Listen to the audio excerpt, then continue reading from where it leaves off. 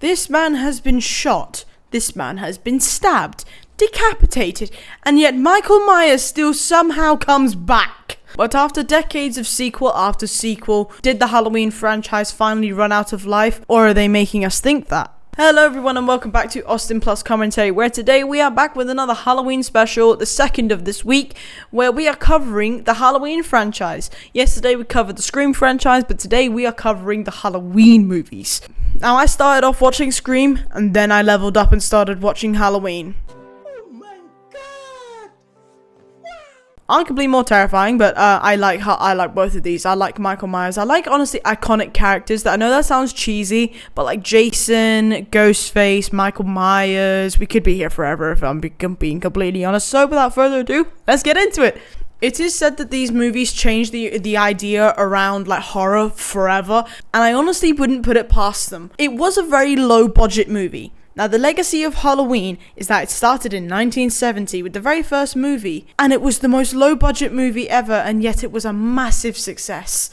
Michael Myers, who is also known as The Shape for some unknown fucking reason. If anyone knows, please leave a comment. I'm clueless. I've searched the internet. I don't understand it. Is an iconic horror character these days, and being silent, emotionless, and just overall unstoppable. Like, when is this man officially going to die? They say he died at Halloween Ends, however, he died multiple times before that. Don't get me wrong, there's so many timelines of movies I couldn't keep up, but that man has gone through hell and somehow come back. Now, speaking of the timeline, there is no doubt that this franchise comes with its complications, confusions, its reboots, its retcons, and confusing history that would give Doctor Who a run for his money. Man knows time travels, man has not seen Halloween. Oh no, gringe! There is the Blumhouse trilogy, which is technically still a part of the original because it takes place decades later when he's in a mental institution and somehow gets out. That's complications. But just so we all understand, there is the 3 movies for Halloween, and then there's the Blumhouse trilogy. That's number 1. And then there's the H220 or H20 timeline that actually makes no sense whatsoever to any timeline, not even its own. And then you have the Rob Zombie one, which is basically a really, really low budget version. I mean, it's still a lower budget than the original Halloween, but for those who don't know, Captain Kirk was the original master of Michael Myers. I don't know what Michael Jackson ripoff they got for the other one. Now, I grew up watching the Flash, and that was easier to understand than the fucking timeline for this franchise. The constant resets and reshoots and reboots even dragged out too much, and it gave us so much longevity, and fans felt so much creative fatigue. Why wouldn't they? Fans were then divided between eras because some preferred the classic slow terror rather than the modern brutal Myers.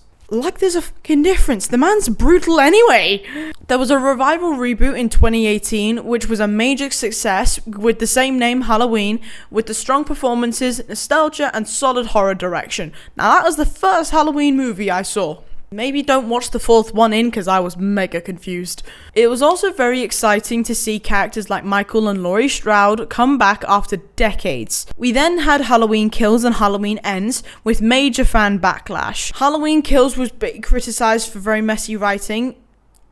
It stands by the name. He does kill a lot of people. Well, he kills a fair few people. I mean, with the Halloween Kills, you would expect the most kills. It wasn't. But Halloween Ends was really confusing because like, for half the film, we didn't even see Michael Myers. We saw like a rip-off of version of the guy. That's just lazy writing to a whole nother degree. The end of this franchise was very bad because Michael was barely in the movie. It was more focused on a person who looked up to Michael Myers and shared similar traits.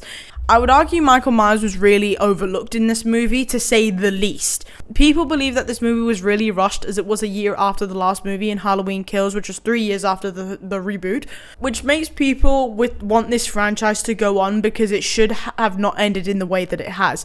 As I said yesterday, Scream it hasn't ended, it's going to. I hope Scream 7 is a really good ending, so we are all happy. So Halloween Ends was the most rushed and shite thing I've ever seen. I don't like saying that, especially about horror films that I never usually liked, but I really like this.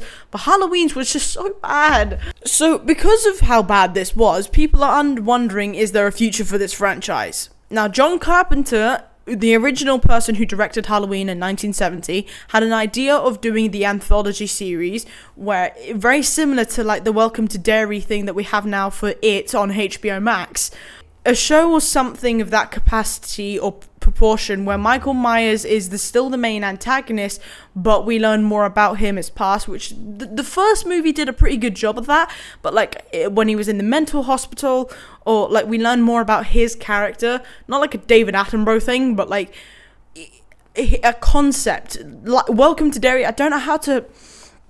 There's more things to going on with Welcome to Derry, but I think that's more fitting for Halloween as well for Michael, but I don't know how they would execute it. Well, that was a load of shit. I know what they say, the idea, and then there's the execution. The idea is there, I just don't know how they would execute that. I'm trying to think of that. This is on the spot, by the way. Well, no fucking shit. But I would like to see Michael carry on, or at least have a better ending than that. I also don't think Michael does need to retire, but not yet. At least not like that. I know Halloween is technically older than Scream, but you can't end on that. You just can't. Now, do you think the Halloween franchise should end, or are you ready for another return to Haddonfield? Let me know in the comments below. But without further ado, everyone, that is the end of today's video. I do hope you enjoyed it, and if you did, please leave a like and subscribe, and comment what else you would like to see on this channel. We've got another 3 specials coming soon, but without further ado, hope you have an amazing day as always, and I'll see you all in the next one. Bye bye. Yeah.